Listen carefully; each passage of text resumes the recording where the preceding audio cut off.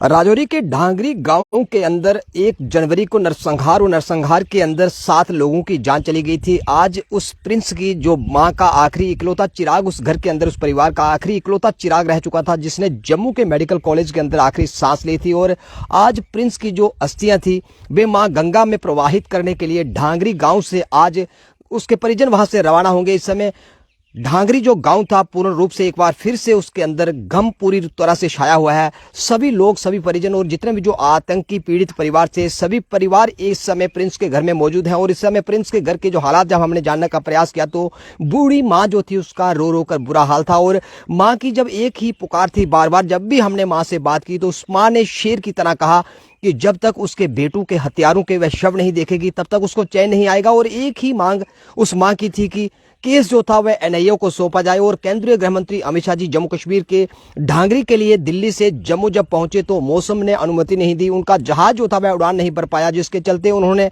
जम्मू के राजभवन से ढांगरी पीड़ित परिवारों से उस बूढ़ी मां से बात की। और मां की एक ही मांग थी कि जब तक वह अपने बेटों के कातिलों का, हत्यारों का शव नहीं देखेगी तब तक उसको चैन नहीं आएगा। और मां बार बार चीख चीख कर पुकार रही थी कि केस जो था वह एनआईए को सौंपा जाए। आखिरकार केंद्रीय गृह मंत्री अमित शाह जी ने उस लाचार, बेबस और बूढ़ी मां की पुकार को सुना और केस जो था वह एनआईए को सौंप दिया गया। अमित शाह जी के अनुसार इस पूरे मामले की, इस पूरे घटनाक्रम की और पूरे आतंकी हमले की जांच के लिए केस जो था वह एनआईए को शिफ्ट किया गया है। और एनआईए के साथ साथ जम्मू कश्मीर पुलिस भी इस पूरे मामले के अंदर एनआईए का सहयोग करेगी।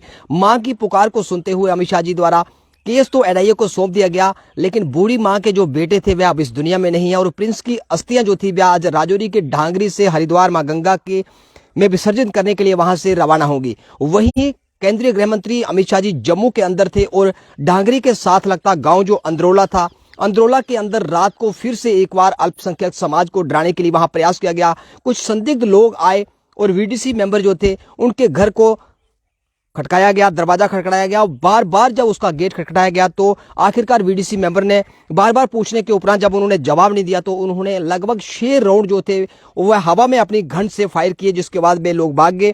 पूरी जानकारी के लिए वीडीसी मेंबर जो थे अंदरोला गांव के रहने वाले, जिस परिवार के अंदर रात्रि को ये घटना हुई, वह हमारे साथ टेलीफोन कॉल पे हैं। जी, आप बताएं कि आपका नाम क्या है और ये जो घटना हुई इसमें कितने लोग शामिल थे? क्या वहां पर आपको आवाजें सुनाई दी? क्या उसने आवाज लगाई, सिर्फ दरवाजा खटखटाया? किस प्रकार की वहां पर घटना हुई रात को?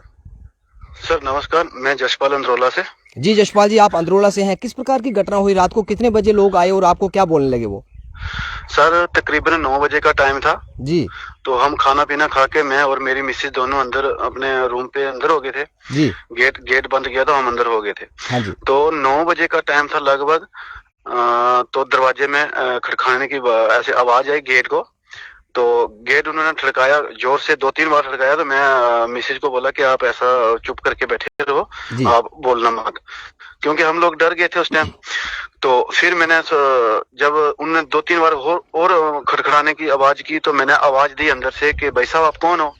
तो उन्होंने जवाब नहीं दिया मुझे कुछ भी आगे से। हाँ जी। फिर उन्होंने दोबारा 2 बार धक्का और लगाया गेट को। फिर मैंने पूछा भाई साहब आप बोलो आप कौन हो? तो उन्होंने बोला कि भैया गेट खोलो, भाई गेट खोलो। तो मैं बोला भाई गेट तो नहीं खोलूंगा मैं, आप पहले बताओ मुझे कि आप कौन हो। तो ऐसे ही उन्होंने 2-3 बार मैंने पूछा उनको कि बोलो आप कौन हो, मैं ऐसे गेट नहीं खोलूंगा। क्या वो गेट को नॉक कर रहे थे, सिर्फ खटखटा रहे थे, अथवा गेट को तोड़ने का प्रयास कर रहे थे? जोर जोर से धक्के लगा रहे थे, क्या कर रहे थे वो? उन्होंने जोर से 2-3 बार धक्के लगाए। जब मैंने आवाज दी फिर उसके बाद मैं 2-3 बार जोर से धक्के लगाए, लात मारी और गेट लोहे का था वो टूट नहीं सका है। प्लस उसके बाद फिर जब मैंने उनको दोबारा पूछा मैं भाई आप बोलो कि कौन हो तो मैं गेट खोलूंगा वरना मैं गेट नहीं खोलूंगा। उन्होंने मेरे को लास्ट बार बोला कि आपने गेट खोलना है कि नहीं खोलना है। जी। मैं बोला भाई साहब मैं गेट नहीं खोलूंगा जब तक मुझे पता नहीं चलेगा कि आप कौन हो। जी। फिर मैं गन मेरे पास थी, राउंड मैंने डाले हुए थे। जी। मैंने क्या किया, धीरे से अंदर की लाइटें सब बंद थी, मैं आराम से धीरे से निकला बाहर, मतलब अपने बरामदे के अंदर, लारी के अंदर, और वहां अंदर से ही बैठ के खिड़की में से मैंने फायर किया। अच्छा। एक फायर जब किया मैंने तो मुझे 2 आदमी दिखाई दिए, अंधेरा था, बाहर की लाइट बंद थी, तो 2 आदमी दिखाई दिए जो मेरे बड़े भाई के घर की तरफ जो रास्ता जाता है सामने, उस तरफ भागे आगे। जब उधर भागे तो फिर मैंने दूसरा फायर उनके ऊपर किया। उनके कपड़े को ड्रेसअप आपने देखा कि ड्रेसअप कैसा था उनका? सर मैं प्लीज पहचान नहीं सका उसको, ड्रेस को नहीं पहचान सका, क्यों अंधेरा था, काफी अंधेरा है और मौसम भी खराब है। जी। तो इसकी वजह से मैं उनको नहीं पहचान पाया, उनके ड्रेस कैसे हैं या चेहरा कैसा है या कुछ ऐसा कुछ मैं पहचान नहीं पाया, मगर 2 आदमी बिल्कुल सामदाम दिखे हैं। उन्होंने छलांग लगाई और जब मैंने दूसरा फायर किया उन्होंने छलांग लगाई, तो साथ में ही पौड़ी थी बाइक के छत के ऊपर जाती है पौड़ी, वो सीधा छत के ऊपर तरफ चले गए। फिर मैंने 3 फायर और किए जब छत के ऊपर गए, ऊपर छत के ऊपर आवाज आने लगी, तो फिर मैंने एक और ऊपर फायर किया छत की तरफ, क्यों सामने वो सामने छत दिखाई देता है उनका। तो जहाँ से आप जिस खिड़की से आप देख रहे थे, आपके भाई के घर का जो छत था वह दिख रहा था, आपको दिखाई दे रहा था? बिल्कुल बिल्कुल बिल्कुल कंप्लीट दिख रहा था। फिर मैंने वहां पे फायर किया है, ठीक है। फिर उसके बाद जो मेरे भाई दूसरे जो बड़े भाई हैं उनका घर थोड़ा सा आगे है, मगर बराबर घर हैं हमारे सब। तो उन्होंने मुझे फोन किया जब मैंने शेमा फायर किया, तो उन्होंने मुझे फोन किया कि मेरे घर से मतलब ऊपर छत के ऊपर आवाज आ रही है। आपके भाई के छत के ऊपर थे? क्या आपके भाई के पास भी हथियार है वीडीसी का? नहीं सर, उनके पास नहीं है। तो फिर बाद में ऐसा हुआ कि जब मैंने शेमा फायर किया, तो उसके बाद फिर मुझे उनकी कोई हरकत नहीं नजर आई। फिर फायर मैंने बंद कर दिया। 2, 3, 4 मिनट जो छत के ऊपर आवाज आती रही, ऐसे जैसे कोई आदमी चलता है। फिर मेरे मकान के पीछे भी मुझे ऐसे जैसे कोई आदमी भाग रहा होता है, ऐसे आवाज आई।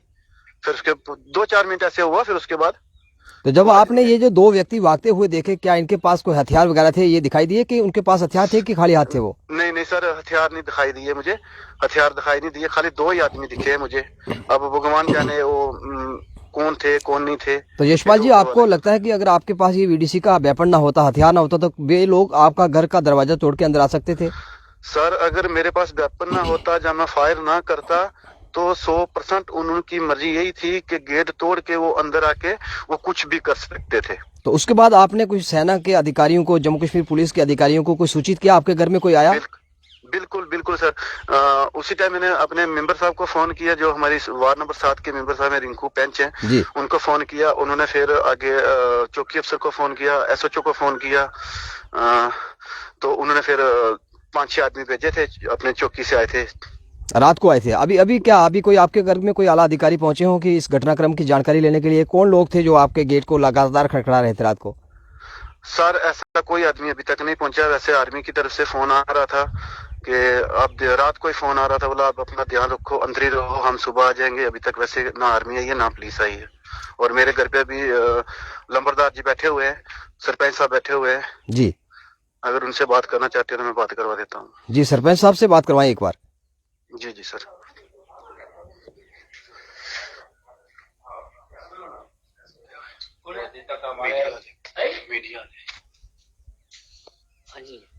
हेलो जी सरपंच साहब, आपको लगता है कि जिस प्रकार से अमित शाह जी ने कहा कि 3 माह के अंदर सुरक्षा को पुख्ता यकीनन बनाया जाएगा, सुरक्षा के जो 3 टायर सिस्टम जो था, 360 डिग्री का सुरक्षा घेरा वहां पर जम्मू कश्मीर के अंदर जहां पर स्थापित किया जाएगा, उसके बाद अंदरोला के अंदर गृह मंत्री जी जम्मू के अंदर थे और अंदरोला के अंदर रात को फिर से अल्पसंख्यक समाज को डराने का वहां प्रयास किया गया। किस प्रकार की मांग रहेगी कि अल्पसंख्यक समाज की सुरक्षा को यकीनन किया जाए? और ऐसे जो घटनाएं लगातार हो रही हैं, कभी राजौरी के अंदर, कभी पुंछ के अंदर, कभी ढांगरी और कभी अंदरोला के अंदर, इस प्रकार के मामलों पर अंकुश लगे, क्या मांग करेंगे आपकी जो यहाँ का जो अल्पसंख्यक समाज है वह सुरक्षित रहे?